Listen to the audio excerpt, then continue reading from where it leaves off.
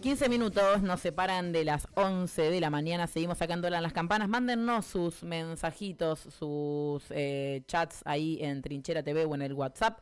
Y mientras tanto les vamos contando que en estos últimos días, durante esta semana, se hizo la presentación de la rendición de cuentas de la gestión de Julio Garro, en la cual, bueno, se estuvo presentando a través del secretario de Hacienda y Finanzas de La Plata, Marcelo Giampaoli, en el Salón Dorado de la Municipalidad, cuáles eran los números de esta rendición de cuentas que despertó distintas discusiones y que van a ser tratadas ahora en la Comisión de Hacienda del Consejo Deliberante. Estamos, de hecho, en comunicación en este momento con la concejala de Unión por la Patria y presidenta de la Comisión de Hacienda del Consejo, Micaela Maggio, a quien le agradecemos por el tiempo. Buenos días, ¿cómo estás? Buenos días. Bueno, muchas gracias por el llamado.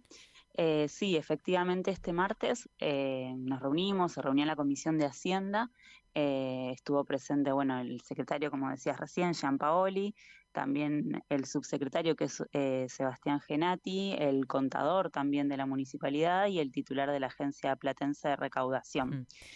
Y bueno, nada, fue una instancia, digamos, en la que el secretario dio, digamos, la explicación, el análisis de lo que fue la rendición de cuentas, que está bueno hacer la aclaración, como hiciste recién, de que es la rendición de cuentas 2023. Esto quiere decir que es una foto, el corte de lo que era el patrimonio, el balance económico de nuestra municipalidad el 31 de diciembre de 2023, lo que implica que es de 11 meses y medio de la gestión de Julio Garro y de tan solo 20 días de la gestión de Julio Alac.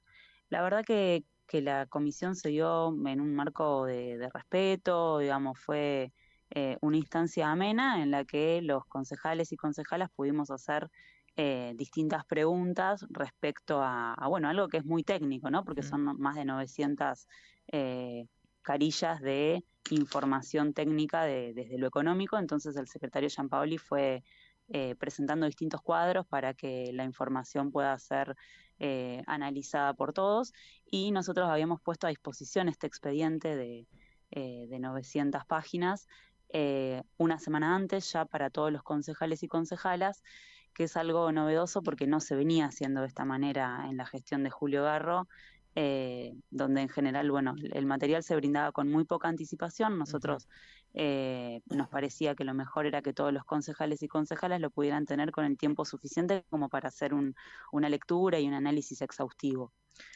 En este sentido, decías, son muchas páginas, ¿no? Con datos muy técnicos. ¿Cuáles son los puntos principales, por lo menos los que mayor interés ocuparon, ¿no? O incluso, bueno, digamos, los gastos y o ingresos que pueden ser, digamos, cuestionables o que generen dudas también sobre la administración de lo que fueron el último año de Julio Garro? Mira, del análisis que hacemos nosotros como bloque de Unión por la Patria, hay dos puntos centrales que son los que nos preocupan y que seguimos leyendo y seguimos analizando. Estamos en un proceso de revisión también. Mm. Tiene que ver, por un lado, con lo que es la deuda, que como ustedes sabrán, fue algo que generó controversia ya desde el año pasado porque el intendente saliente planteaba un monto de la deuda que no fue el monto con el que efectivamente nos encontramos. Es decir, hay una deuda que está formalmente registrada, digamos, de un poco más de 5.000 millones de pesos, pero si uno se pone a hacer un análisis un poco más exhaustivo, ese monto asciende a 20.000 millones de pesos. Incluso el intendente Julio Alac Mm. había transmitido un monto de 17.000, pero en el último tiempo se encontró que era un monto incluso de 20.000 millones Claro. de pesos de deuda, porque está la deuda, digamos, registrada, pero también hay una deuda de aproximadamente 12.000 millones en obras, digamos, obras que fueron ejecutadas pero no fueron pagadas, otras obras que fueron ejecutadas y pagadas, pero restaba pagar la redeterminación. Esto es, digamos, en muchas obras está estipulado desde antes del inicio, por supuesto, de la obra. Es parte, por decirlo de una manera, de las bases y condiciones que al alterarse 5 puntos que tienen que ver con la inflación, la empresa puede solicitar y debe ser aprobada una redeterminación, es decir, hay que pagarle un monto por encima del monto original debido a la inflación. Bueno, había una deuda en ese sentido también, o sea, obras que faltaba pagar la redeterminación. eh, y obras, digamos, que ya fueron contratadas y que restaba ejecutar. Ya ahí tenés un aumento de 5.500 millones, ya subís, digamos, a 17.500 millones Claro. en total. Y después aparecen en el último análisis un incremento en la deuda, que es la que finalmente lo lleva a los 20.000 millones, que tiene que ver con deuda de esta redeterminación que te decía, esto que hay que pagar por encima del monto original Mm. debido a la inflación, con lo que es ESUR, que es Claro, la ahí empresa de recolección de residuos, y sí. en Luminaria también. Sur, digo que apareció ahora a partir de esta rendición de cuentas, viene siendo igualmente una empresa siempre en el ojo de la tormenta, por lo menos los acuerdos que el Estado municipal ha tenido con la empresa esta de recolección de residuos han estado siempre, digamos, en la crítica por los altos montos destinados de los presupuestos hacia la empresa.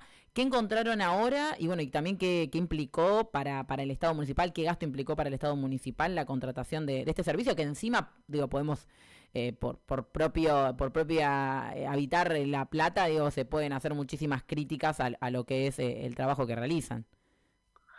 Mira, en lo que respecta a las redeterminaciones, desde el mes de septiembre que no se hacían redeterminaciones, ¿sí?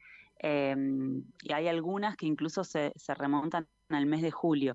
Mm. Esto implica que la gestión actual, con el presupuesto del año 2024, tiene que pagar redeterminaciones desde los últimos meses del año pasado. Entonces, son entre 4 y 6 meses que hay que pagar del año previo de redeterminación, es decir, de este incremento del monto en relación a la inflación. Claro. Entonces, por eso es que nosotros insistimos en este punto de la deuda, porque no es menor tener que pagar 20.000 millones con el dinero que se necesita en el año 2024, tener que pagarlo respecto a 2023, porque estamos hablando, digamos, de un monto que equivale a 10 masas salariales, ¿sí? Claro. Entonces es mucho dinero, digo, para ponerlo porque por ahí en montos tan grandes cuesta, nos cuesta Sí, dimensionarlo. pensar qué implica o dimensionar, incluso para los oyentes, qué Mm. implica, bueno, son 10 meses de sueldo.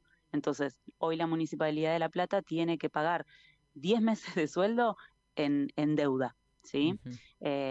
Entonces, bueno, ese es uno de los puntos, digamos, centrales para nosotros, que queremos seguir analizando, queremos seguir evaluando. Y el otro punto tiene que ver con el personal. Mm. Digo, la irregularidad respecto al personal es algo que ya se está investigando en la justicia y que va a seguir, digamos, ese curso, pero nosotros queremos seguir haciendo un análisis de esto porque en materia de lo que es personal, se incorporaron a la planta del municipio más trabajadores de los que habían sido aprobados por Consejo Deliberante. Por Consejo se habían aprobado 2.200 y finalmente se incorporaron 3.800, lo cual implica que hay 1.600 agentes que se incorporaron sin autorización. Digamos que ahí hay una irregularidad grave, pero que además se le suma que fueron incorporados en los últimos 6 meses de la gestión, y esto va en contra de la ley de responsabilidad fiscal. Es decir, en los últimos 6 meses de gestión uno no puede Mm. incorporar agentes. Entonces hay una doble irregularidad en esa materia que nosotros queremos revisar. Sí. Nos preocupa, nos parece que además esto impacta después directamente en lo que es el salario de los trabajadores, porque bueno, justamente si uno ve del gasto que hubo en personal, ¿sí? De un 128% que se aumentó el gasto en personal, solamente el 80% fue en paritaria, digamos. Entonces, digo, comparando una paritaria municipal de un 80% contra las de provincia de 125%, ¿no? Ya ahí hay una diferencia que hay que marcar. Pero además, digo, si el 80% solamente fue de paritaria, el resto del aumento que se realizó, el aumento que se gastó en personal, tiene que ver con aumentar una planta y seguir manteniendo salarios, digamos, muy bajos que va en detrimento de los trabajadores. En este sentido, ¿cuáles son las hipótesis qué es lo que se está llevando a cabo desde el gobierno municipal respecto justamente a esta cantidad de trabajadores estatales municipales que se encontraron? Digo, esa cantidad, ¿no? Estos que vos decís que se agregaron por fuera de lo que, digamos, de lo que designó el Consejo Deliberante, aquellos que, entraron y no están registrados, digamos, o que no deberían haber entrado porque superaban la masa incluso de cantidad de trabajadores estatales por población. ¿Qué va a pasar o qué está pasando con esos trabajadores? Y cuál es la hipótesis sobre, digo, el por qué o dónde están, ¿no? Y la hipótesis tiene que ver con lo que es un año electoral en el que, bueno, se buscó de esa manera poder ganar las elecciones, básicamente. Y generando contratos a gentes que, digamos, los mismos trabajadores dicen, estas personas nunca las vimos, no sabemos quiénes son, figuran en vamos a hablar de trabajadores de una determinada dependencia, dicen, acá hay agentes que figuran en nuestra dependencia, pero nunca los conocimos, no los vimos jamás, no sabemos qué hacen. Personas que estaban fallecidas, personas privadas de su libertad, digo, hubo varias irregularidades en ese sentido y es por eso que desde la gestión de Julio Lax empezó a hacer, bueno, un registro, planillas de asistencia, la asistencia con huella digital, bueno, para corroborar efectivamente qué trabajadores efectivamente estaban trabajando en el municipio y quienes solo figuraban en los papeles. Uh-huh. ¿Qué camino le queda ahora a esta rendición de cuentas? ¿Cómo continúa el recorrido dentro del Consejo? No, en principio, de parte de todos los bloques es el análisis de esta rendición. Cada bloque definirá si digamos, si vota para aprobarla o no. En el caso de nuestro bloque es una decisión que aún no tenemos tomada. Y después, bueno, se irá a votación si se aprueba o no se aprueba. Esto pasa, digamos, en la comisión y por Consejo Deliberante y después se envía al Tribunal de Cuentas. ¿Cómo es la situación esta entonces de que todavía se está discutiendo, bueno, si se va a aprobar o no? En caso de rechazarse la rendición de cuentas, ¿qué es lo que sucede? Digamos, ¿cuál es un argumento para un rechazo a una rendición de cuentas? ¿Qué camino le queda después?